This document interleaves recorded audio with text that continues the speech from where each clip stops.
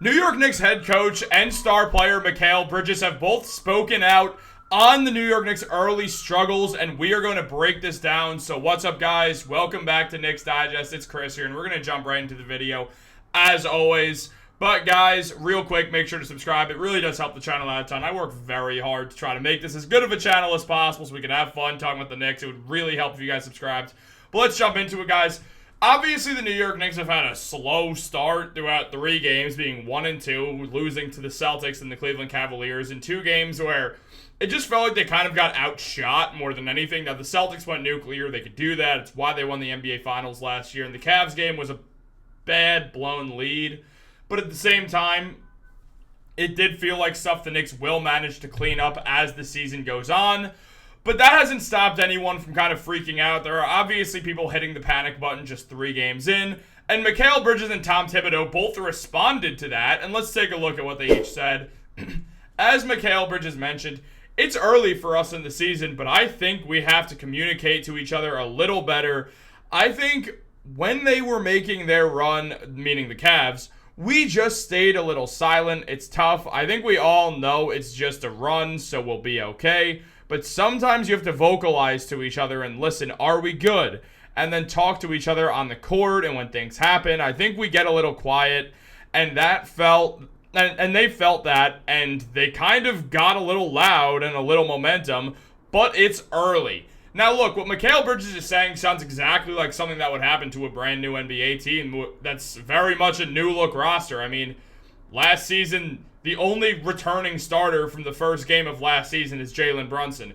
Quentin Grimes is on Dallas. RJ Barrett is in Toronto. Julius Randle's in Minnesota. And Mitchell Robinson is out for a while and eventually will be back. But also the other starting center in Isaiah Hartenstein is on Oklahoma City. The Knicks are a very new team, despite the fact that that core made 2 runs to the second round of the playoffs in a row. They did not want to keep building on what they had. They wanted to make a difference, and they absolutely went out there and did that. Right now, it's a slower start because they're a new team, and new teams need times to adjust, and it's fine. I honestly am not at all concerned with the Knicks. I think they're going to figure out whatever their poor struggles are, and yeah, if you're not communicating well enough, that does kind of fall on the shoulders of Jalen Brunson as the captain, but it falls on the team as a whole and the head coach and Tom Thibodeau. And when you look at them, yeah, it's going to be a little difficult when a lot of you guys have never played on an NBA team together before. I know there's the Nova Knicks with Hart and Brunson and I almost said DiVincenzo, but no, he's gone. And Mikal Bridges. But still, that doesn't mean they're going to all instantly have a connection because 3 guys went to college together. I mean, Karl-Anthony Towns got thrusted into this team in the middle of training camp. And then outside of that, there's been multiple other moves, whether it's been, you know, trading for Bridges throughout the season. And I guess they didn't lose anyone too important there because Bojan Bogdanovic had hardly been on the team.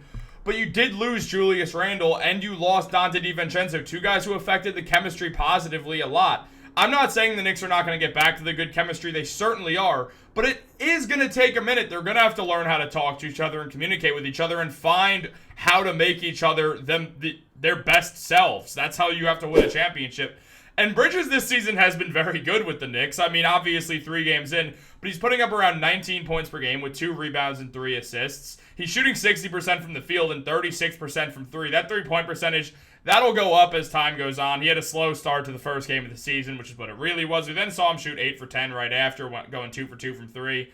He is shooting 75% on the minimal corner threes that he shot. And honestly, less shots of his are threes than I expected, but that goes for the entire Knicks team. The Knicks are not working to make their lives the easiest because they're not getting open threes, despite the fact that the New York Knicks are a team that can be one of the best 3-point shooting teams in the league, but they're not shooting enough threes. I mean, if you take a look and see, the Knicks have the 9th best 3-point percentage through the first real few games of the season, yet there's a problem with that. They are literally last in 3-point percentage on the season. I mean, look at this. They're shooting, what is that? I can't read. 28 threes per game. Meanwhile, you have a starting lineup of Jalen Brunson, Karl-Anthony Towns, OG Anunoby, Mikal Bridges, and Josh Hart. You have guys who can shoot. That is a 5-out roster. Why are you not hitting threes? Why are you not shooting threes? You're hitting them. You're just not shooting them, which is a massive error on the New York Knicks' part. And yes, that falls on the players and them figuring out their chemistry and how to be their best selves, but it also falls on Tom Thibodeau, who talked about this. Now, Tibs mentioned that we have to generate more threes. Sometimes it's a byproduct of deep paint decisions, making the read. Obviously, you just want as many layups as you can get, which is very true. If there's 2 on you, spread it out, then everyone has 2. You can't just stare at the ball. You have to stare at the whole court. You've got to read the man in front of you, what he's doing, so we don't get guys drifting up on each other. Look, Tibs, you have to work on getting them open threes. Obviously, Tibs likes when the New York Knicks shoot a lot of threes. He thinks it works. One of the reasons why the Knicks made this team is so they could shoot a ton of threes.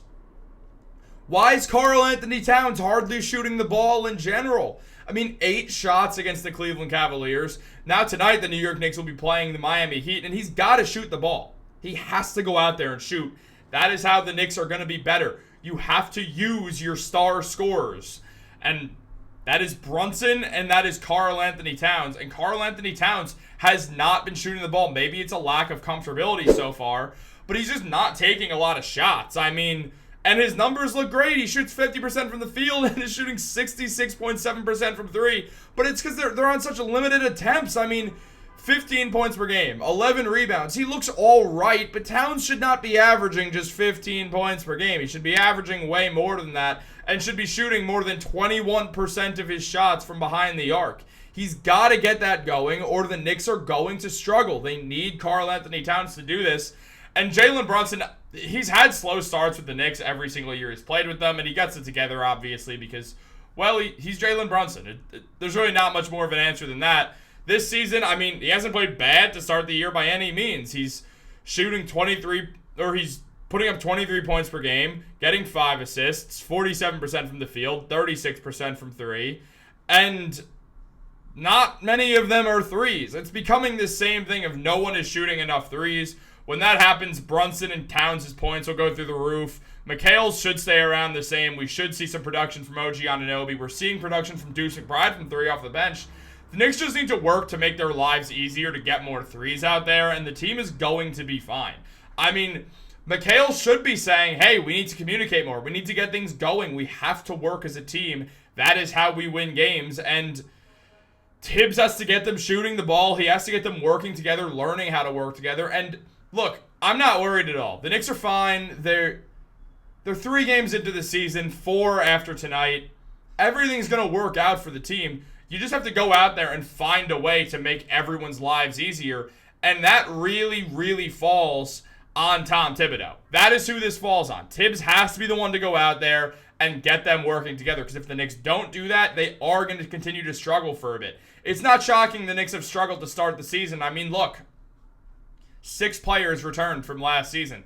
It's a new team. It takes a bit to build up chemistry, especially when you're going against teams early on like the Cavs, like the Celtics, like the Pacers, teams that have kind of been together for a minute now and know how to play with each other, and the Knicks slap the Pacers around. I mean, the defense looks all right to start the year. Darius Garland went off. He does that sometimes. But the Knicks just have to figure out how to be their best selves, and I do think they are going to do that sooner rather than later, and once they do, they'll be just fine. They'll show why they're the very worst, the second best team in the Eastern Conference. I'm not worried. Guys, let me know what you think down below. Like this video, subscribe, turn on post notifications, predict the score between the Knicks and the Heat tonight. Have a great day, and go Knicks.